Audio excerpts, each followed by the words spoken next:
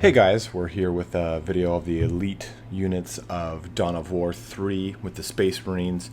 I know I did one of these videos during the open beta, but I wanted to do one that's more updated now that the game is fully released. And we can kind of go through some of the new elite units that they've added, and also kind of what the competitive landscape is really saying is some of the best units to be using when you get into those nitty-gritty 1-on-1s, 2-on-2s, and 3-on-3s. So we'll start off with one of my favorites here, Kill Team Iron Maw. They're a unit of Death Watch, which is pretty awesome because Death Watch are pretty much the Ordo Xenos' special crack troops. Every chapter has to send the Space Marines over to the Death Watch, who then they take on the look of this armor, all black and silver, with then their chapter's heraldry, their chapter's heraldry on one arm. But as far as the game goes, it's a really strong, effective, right out the gate elite unit because they can switch to either Führer tactics, Fur like Fury, or Malleus tactics like Hammer. So you've got a unit that can be either anti-infantry with Fur or anti-infantry with Malleus, which is really strong because as you go further into the game, when your opponent starts to roll out more vehicles, you can definitely teleport Homer, get them back in, and then do Malleus tactics to get them back on the anti-vehicle kick. But the Vortex Grenade is something that you can really use to help in your early engagements, to help muck up units that are trying to retreat, to bog down assault or melee units that want to charge your front line. So it's a really, really strong grenade that does percentage damage, which is really strong in and of itself, but also the slow on it is really, really, really strong because the Marked for Death buff that it also gives is the actual percentage damage, which refreshes the debuff as the Death Watch attacks them. So it just, as long as you've got the Death Watch attacking what's ever in that grenade, they're going to be taking large amounts of damage over time. They also have some good elite doctrines. I'm not a big fan of the land speeders, so I don't really use the land speeder mark. Also, I don't have it unlocked. But my point being is that the Death Watch have the ability to just deploy wherever, which is pretty strong. They don't have to deploy on top of any relevant listening posts or anything like that. So I think that it's going to be that they're always going to be like a real standard in as far as people's usage of their elite choices, because it's with only 2 elite points you get it out like in the first 5 minutes of the game, and if you can target if you can drop it on a specific unit, it can help disrupt a lot of that early game fighting, and it's a really good just cockfighter to get in there with those Führer tactics if you're using it in conjunction with the slow death army doctrine that makes so tactical Marines flamer ability slows infantry and immobilizes vehicles, which is very, very strong, especially early game. But let's move on to, I think I'll just kind of try and go in order of their cost of elite point. I don't really use Librarian Jonah Orion. I don't really find him that great. When he is deployed, you can get this guy right here. So when Jonah Orion is deployed, the standard erects a magical barrier in a circle around itself, blocks movement and absorbs shots that pass through it. So that is pretty beneficial, but you have to be really careful with this ability or the Stonewall ability because it's really, really a pain in the ass because you can negate a lot of the damage your own army can do. So because it blocks movement and absorbs shots that pass through it, which is great and all, but if you're not speccing towards like an assault army or something like that, you can be in a lot of trouble. But the cool thing is, though, within the Stonewall, these abilities kind of change a bit. So Fury of the Ancients, he uses his familiar to manifest arcs of lightning, causes damage, and increases speed of allies in line. But this says, Fury of Ancients and Emperor's Light are altered when cast inside of it. So these abilities change, and their dynamic changes when they're cast within Stonewall, which is a really important thing to note. But Emperor's Light, it increases the damage of all allies while disabling attacks, blinding and silencing enemies in an expanding circle. So that's really strong if you're starting to get pushed on really hard, or you have a strong assault presence that you can use Jonah to kind of help him push the front line as you're pushing with them. I'm not really a huge fan of him, but I've seen him used to good effect, and I've also seen him used to terrible effect. So it really kind of depends on how you want to use Jonah. He also gets the ability to give scouts blind grenades, which is pretty powerful because it blinds and silences the enemy for a duration. But I really like their stun grenades because I think their stun grenades can completely lock down a push if you do it right. So it's kind of like which one do you want to take, because that's going to dictate the flow of how your army engages. I think that him with the Terminators, just the regular Terminators, can be really good with Devastators, but we'll get to that when we get to the Devastators. Pop up here the Chaplain Diomedes. I have not seen the Chaplain used a lot, and when I have, I've not seen him used to great effect. But I think his abilities are pretty clutch and pretty cool. So he's got his Diomedes Presence Rosarius, this doctrine right here. So he's kind of like Maka in the sense that when Diomedes is deployed, elites become temporarily invulnerable for a duration instead of dying. So you really have a way to save all of your elites to give them that last kind of get out of jail free card. So let's say you're pushing or you're retreating after an advance, you have this Rosarius to help them kind of cover their own tracks. That way they don't get killed on the retreat, or maybe they get an extra leg in, as the enemy will forcibly shift targets when they're invulnerable. That way you can kind of use that invulnerability to either break that engagement and get your elite to flee, or you can have him target what you originally were going for, whatever you have in mind. But the really cool thing here is how his Liturgies of Battle works. So Diomedes recites the Liturgies of Battle, empowering himself and his Space Marine brethren, increases attack speed, rate of critical strike, and applies the bonuses of his critical strike to his normal melee attacks, which is very important because his critical strikes, they benefit from Zeal and Fury. So the first charge adds bonus melee damage, while the second charge heals in a circle. So he can be pretty brutal if he's up there in close combat and he's not being focused down. If you get him kind of deployed slightly behind your front line, like if you deploy him and you're running him just a little bit behind, the enemy will have a chance to engage other elites or other units before they engage him, so he'll have a chance to actually kind of whip out Zeal and Fury, because he does have a good amount of defense, but he's not the most offensive guy in the world. Like I said, he's a support tank, so he's meant to boost melee damage and boost and charge and heal things around him. So I haven't used him much. I haven't seen him used much, but I can see how he could be used to great effect if used properly. But he's a very finicky elite choice, and he does, even though he does have a high defense, I find that he gets kills and focused down quite quickly because he is just a single unit, very similar to the way Angelo kind of gets focused down quickly. We'll actually jump over to Big Daddy Angie over here too. So Big Papa Angelos, one of my go-tos as well. And do keep in mind, if you're playing the campaign, this levels up while playing campaign, so that's pretty huge. So you've got two doctrines with him.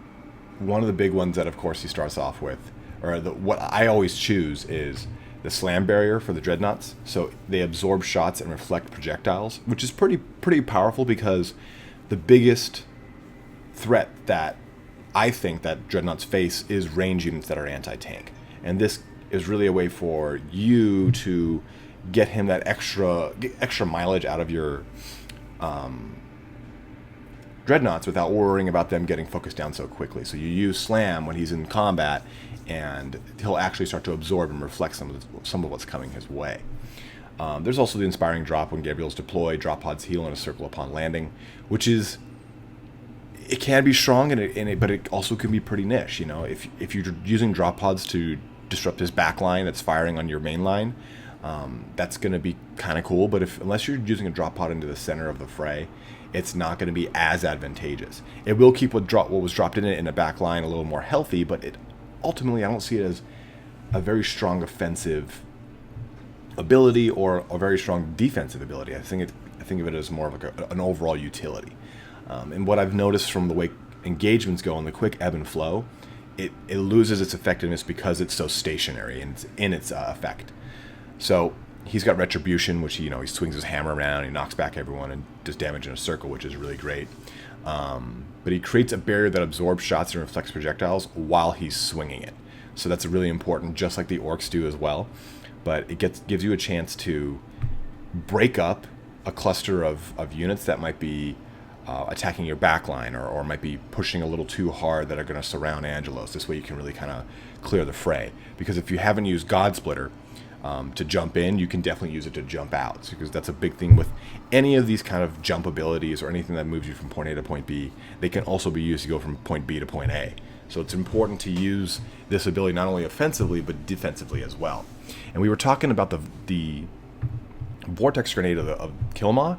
So if you drop a vortex grenade, then you have Angelos jump into God Split, jump into that where that vortex grenade is. He's going to be doing a crap ton of damage to everything inside of that grenade. So you really have to be able to micro enough to get the full use of a lot of these abilities, because they can complement other units so well. And since we're on that kick, let's jump over to the Terminators as I check their elite points. Because the Terminators, well, the Assault Terminators mainly, have an ability that really shines with that Vortex Grenade, but we'll get there in a second here. I'm a huge fan of the Terminators as of late. Having had them used against me and then decided, okay, well, now I want to see what they're like. I'm a huge fan. The Cyclone Missile Barrage is really devastating, especially if you're facing off against Eldar or Marines. That's 2/3 of the options, you know. They do a crap ton of damage. Very similar to the way Whirlwinds really mess up low-tier units. These Cyclone Missiles really have that kind of that benefit as well, because they're armor-piercing. So they're really going to be able to scatter a lot of units that are densed up and just do a crap ton of damage. I'm really a big fan of, like, as soon as you hear their assault cannons spool up, it's so terrifying and awesome at the same time. But the nice thing too is that they can teleport, so they can get in and out when they need to, or if you need them to get into a back line to start harassing with some Cyclone missiles, they can do that. So you've got a lot of versatility with just this Terminator, these Terminators, because I feel like you can use them to more effect in multiple areas of the battlefield, because you can keep them at range and you can keep them with a line of Devastators, which is something I've been trying lately that I really like. So one of the weaknesses of Devastators is that they are slow to set up. Right, you move into position, your line's already starting to engage by the time they're set up.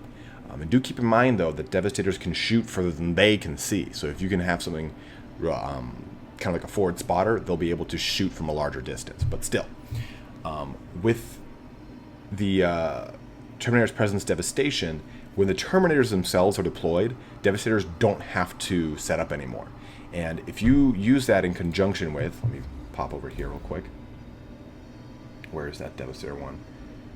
Well, the improved scope is really great because it increases the range and while in stealth or heavy cover, but that's not the one I was looking for. I think it's this one.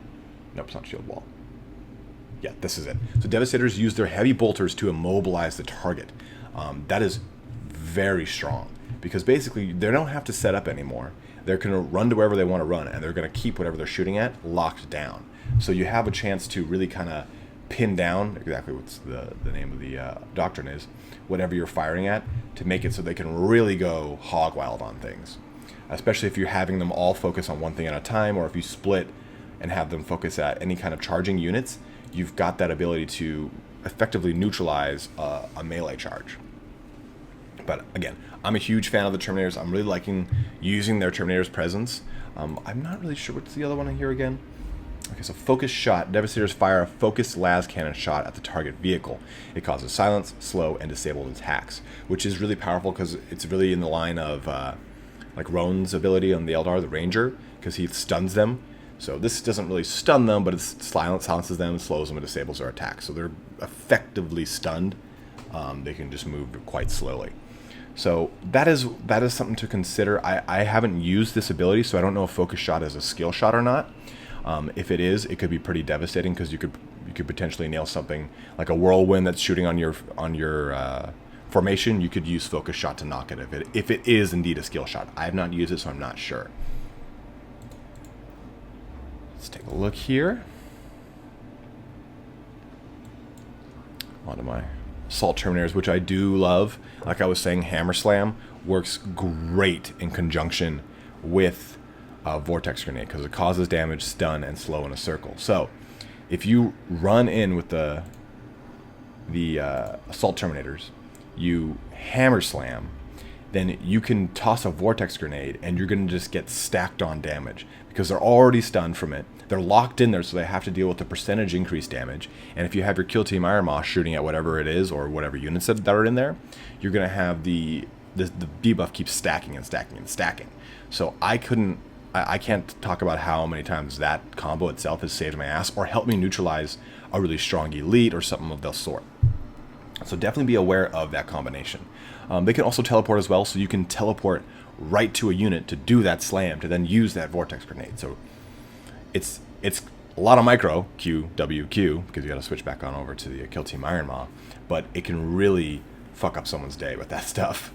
I haven't unlocked the frag grenade doctrine, but it's hands down probably the best doctrine for them. Charging Slam is nice, so when the Assault Terminators are deployed, the Dreadnought can charge in the target direction, causes damage, knockback, and vehicle stuns to units and passes through.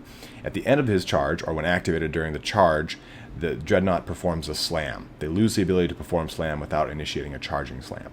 So you do lose charging slam, or you do lose slam, which has a lot of great synergy. You know, we already saw with some of the other lords that slam itself is pretty powerful, and this would replace it. So I would assume it would get those benefits, but still, you're forcing your dreadnoughts to be out of place, which can be pretty dicey unless you're teching or specializing in dreadnoughts. But I think that the frag grenades in general are a very stronger option because they cause knockback and damage in a circle.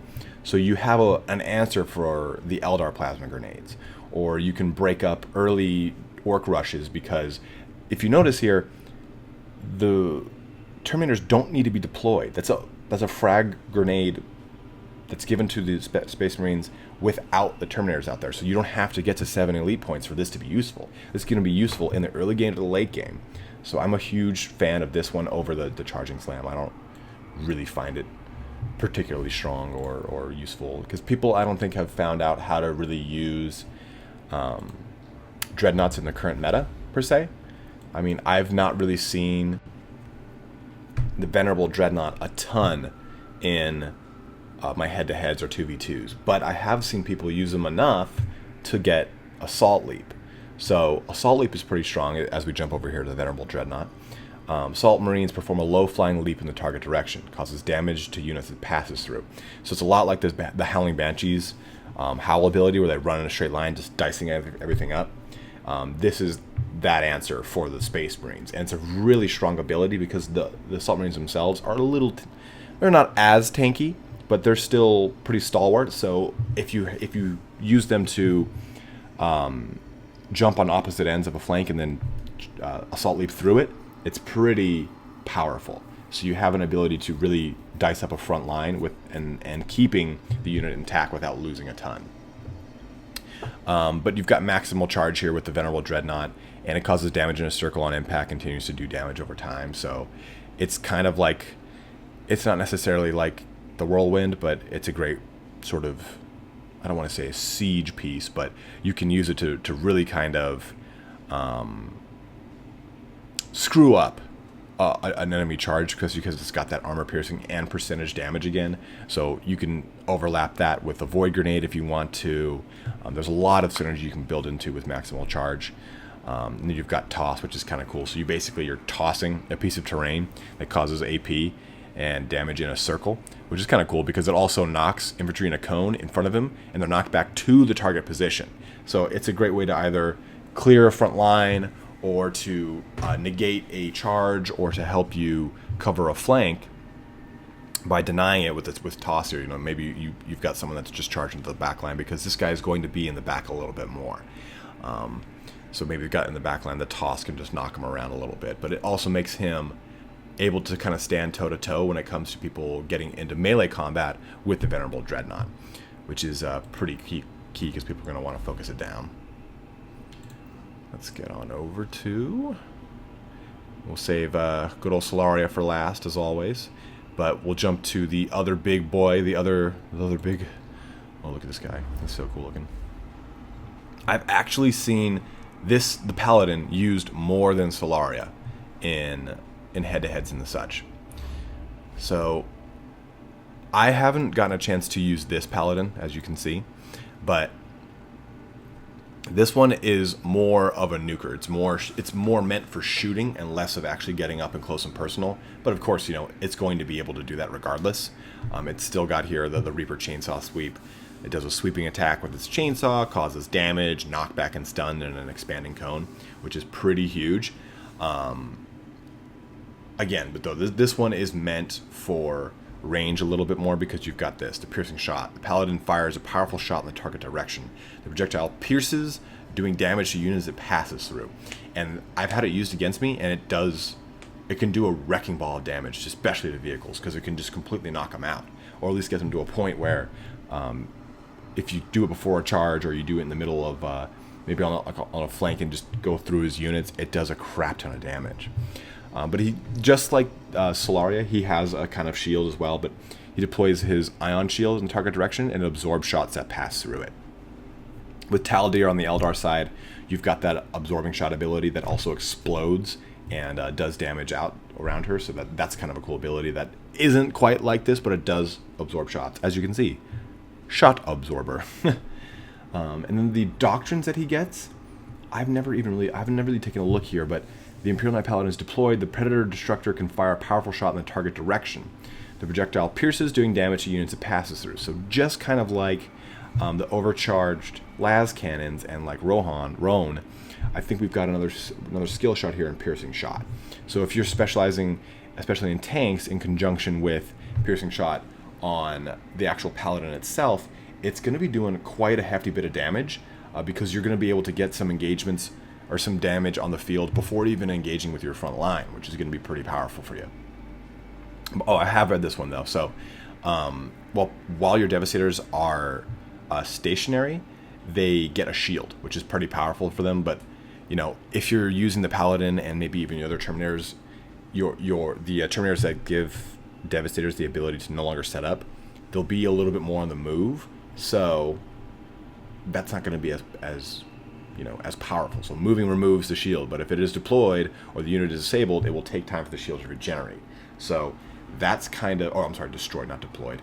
So that's kind of a deterrent. I would probably more likely take the piercing shot doctrine, as that way, you can kind of get skill shots off with your not Devastators, with your Destructors.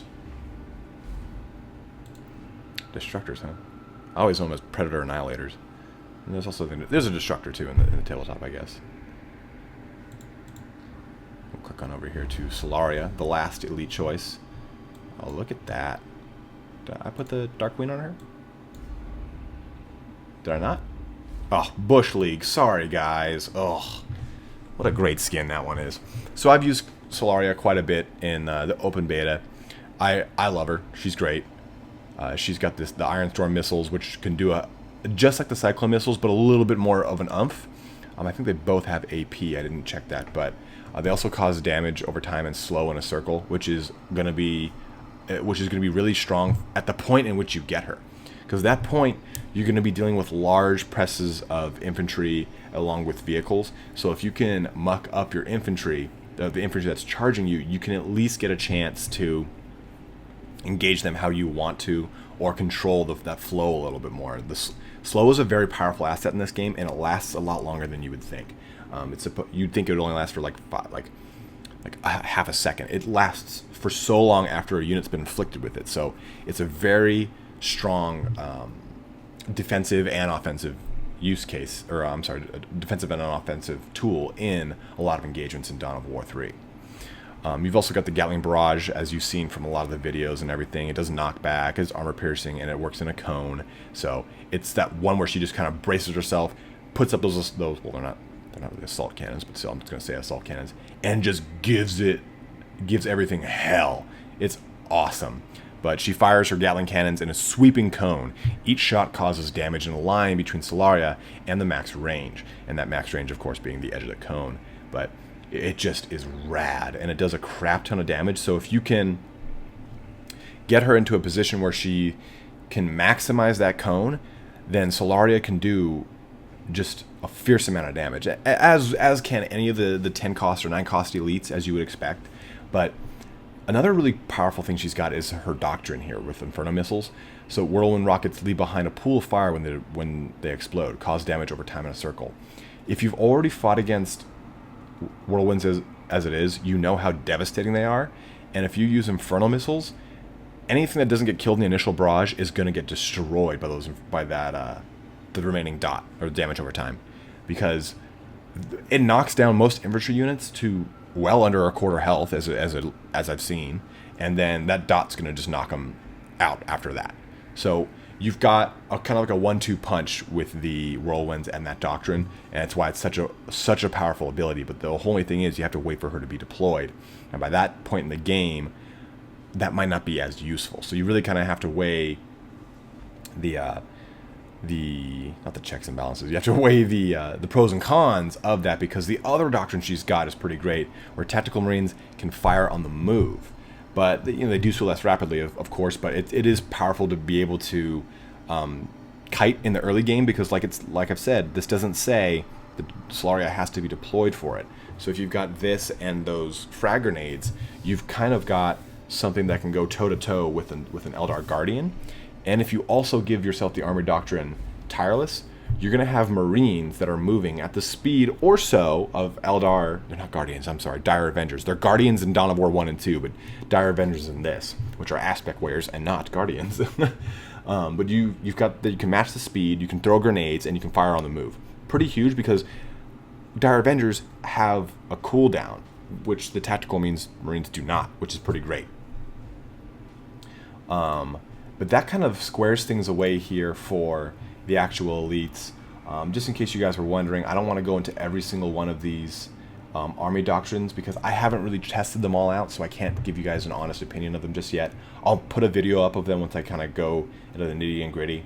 But if you're looking for, hey, you're just starting out and you're looking for some good army doctrines that are just always going to be, staples or solid ones, slow death, the one that Tactical Marines Flamers' ability to slow infantry and immobilize vehicles, is so strong. Because even when your opponent techs up to vehicles, you still have an answer with the Flamers, because you can immobilize them to get whatever anti-vehicle you've got in place.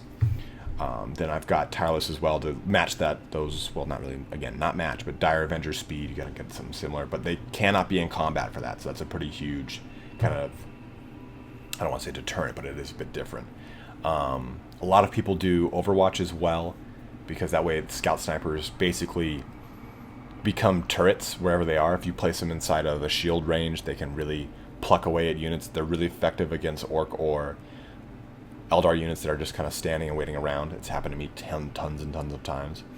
I'm a really big fan of Tip of the Spear. So your listening posts can be used to reinforce yours and allied squads, as well as heal elite units. If you notice that building a listening post is way cheaper than building, more often than not, way cheaper than building an actual unit production building that would heal and allow for reinforcement. This way you actually have an offensive piece with the turret on top of the Tip of the Spear, or I'm sorry, the listening post, and the capability to reinforce and heal, which is very huge if you're making like a frontline push, or you're really trying to keep a lot of pressure on. Where's the other one that people very often choose?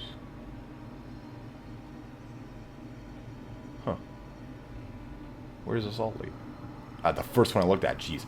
Oh yeah, so this one again, once you get to it, is really strong, because a lot of people right now, the meta doesn't stick with tactical squads. I like tactical squads, but a lot of like the competitive meta right now is to ditch tactical squads and do scouts and assault squads until you can kind of get into the bigger boys in the Space Marine army. And it's not typically for me. I enjoy the way that the Flamers work and everything like that, so I stick kind of with tactical squads. It requires you to be a little bit more on top of your resources, but if you do get to this is really strong, because it allows for your Assault Marines to do that low flying leap like I was talking about, similar to the Howling Banshee's Howl, but it does it so that you don't have to have them queue up their thrusters to jump onto something. They just kind of get to it pretty quickly. So that kind of covers some of the elite choices, or all of the elite choices for Space Marines. Goes into some of the doctrine choices, some of my like top picks. But don't be afraid to add some more, guys. If there's some things that you like the most, or some synergies that you guys really like, please post that in the comments. I want as many people to get as much information about the best ways to use Space Marines. And if you have any kind of requests for certain doctrines or certain things you want to see played out, let me know. I'm more than happy to kind of provide that for y'all. But thanks for watching, and have a good one. Bye.